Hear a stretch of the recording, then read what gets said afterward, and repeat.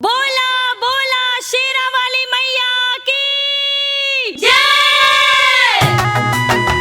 गाँवे हुई परजेंट राजा जी, गाँवे हुई परजेंट राजा जी।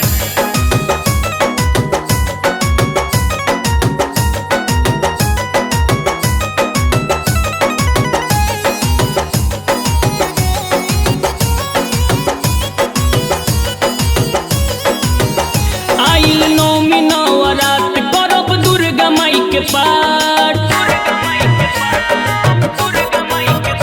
आइल नौमी नवरात करब दुर्गा माई के पाठ। जाई मैहर भी साथ माथा टेकब जोड़ब हाथ। दर्शन कैला से कृपा विशेष होई जी। लेली रेलिया के टिकट रजेंट में जी। गाँव हुई परजेंट राजा जी। लेली रेलिया के टिकट रजेंट में जी। गाँव हुई परजेंट राजा जी।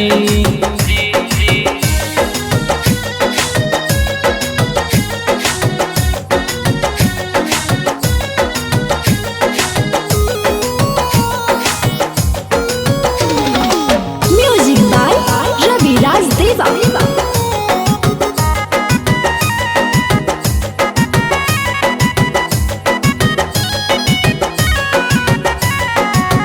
मैहर में बबुआ के भाड़ा उतरवाई। कमर कमख्या जाके चुनरी चढ़ाई। मैहर में बबुआ के भाड़ा उतरवाई। कमर कमख्या जाके चुनरी चढ़ाई। विंध्याचल गईला से कृपा विशेष होई जी। लेली रेलिया के टिकट रजेंट में जी। गाँव हुई परजेंट राजा जी।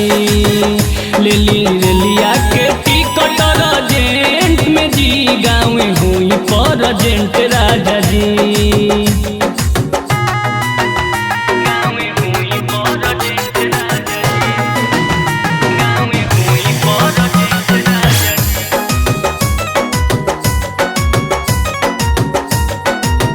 बोला बोला बिलाप वाली मैया की जय।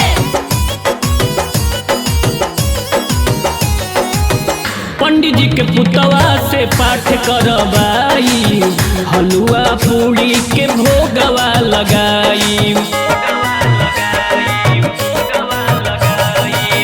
पंडित जी के पुतवा से पाठ करवाई। हलुआ पूड़ी के भोगवा लगाई।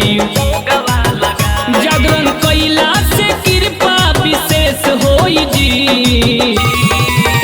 लेली रवि जी, लेली रोशन जी टिकट रजेंट में जी। गाँव हुई परजेंट राजा जी। लेली रेलिया के टिकट रजेंट में जी। गाँव हुई परजेंट राजा जी।